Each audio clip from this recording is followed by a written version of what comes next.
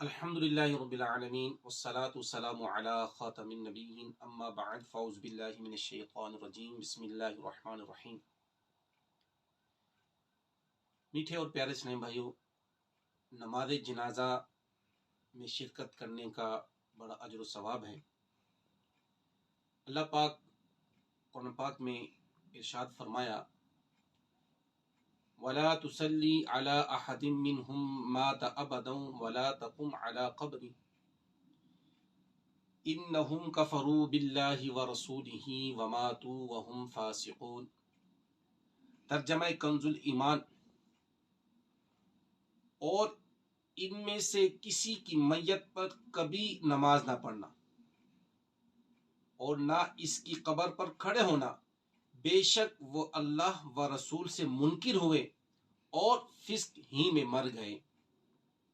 تفسیر نور عرفان میں ہے، اس آیت سے نماز جنازہ کا ثبوت ہوتا ہے، کیونکہ کافروں کا جنازہ پڑھنے سے روکا گیا، چنانچہ معلوم ہوا کہ مومن کا جنازہ پڑھا جاتا ہے۔ تو پیارے پیارے اسلام بھائیوں، نماز جنازے میں شرکت فرمایا کریں۔ حضرت ابو ہریرہ رضی اللہ تعالی عنہ سے مروی ہے، سرکار مدینہ قرار قلب و سینہ صلی اللہ تعالی علیہ وآلہ وسلم نے ارشاد فرمایا،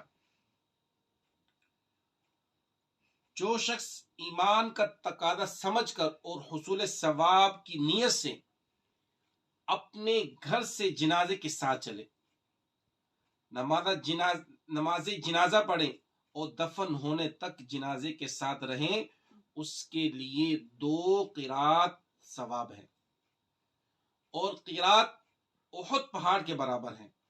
اور جو شخص صرف نماز جنازہ پڑھ کر واپس آ جائے تو اس کے لیے 1 قرات ثواب ہے۔ تو پیارے پیارے اسلام بھائیوں، نماز جنازہ میں شرکت فرمایا کریں،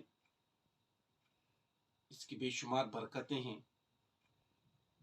دین اسلام میں نماز جنازہ کی جو ابتدا کا سلسلہ چلا، ابتدائی ہجرت کے بعد مدینہ منورہ میں ہوئی، اور سب سے پہلے نماز جنازہ صحابی رسول حضرت اسعد بن زرارہ رضی اللہ تعالی عنہ کی پڑھی گئی۔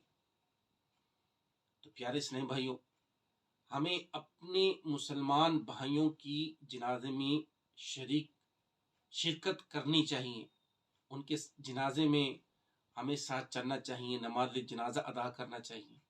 بعض اوقات ایسا ہوتا ہے کہ اگر کوئی ہمارا مسلمان بھائی کمزور ہوتا ہے تو ان کی نماز جنازے کی طرف ہماری توجہ نہیں ہوتی، اور بعض اسلامی بھائی ایسے ہوتے ہیں نماز جنازہ میں شرکت کر تو لیتے ہیں پر نماز جنازہ پڑھنے سے محروم رہتے ہیں۔ تو پیارے اسلامی بھائی، جب بھی نماز جنازہ میں شرکت فرمایا کریں تو ساتھ ساتھ نماز جنازہ ادا بھی کیا کریں۔ آپ نے سنا کہ جو نماز جنازے میں شرکت کرتا ہے، جنازے میں چلتا ہے، آخر دفن تک تدفین تک رہتا ہے، تو اس کے لیے 2 قرات کا ثواب لکھا جاتا ہے، اور 1 قرات احد پہاڑ کے برابر ہوتا ہے۔ تو پیارے اسلام بھائیوں، نیکیاں کمانے میں ہمیں سستی نہیں کرنی چاہیے، نیکیوں کا حریص بننا چاہیے۔ اللہ پاک کی بارگاہ میں دعا ہے کہ اللہ پاک ہمارے ماں باپ کی، ہمارے اساتذہ کرام کی، ہمارے پیر و مرشد کی اور ساری امت کی مغفرت فرمائے، آمین، بجاہ خاتم النبی الامین صلی اللہ تعالی علیہ وآلہ وسلم۔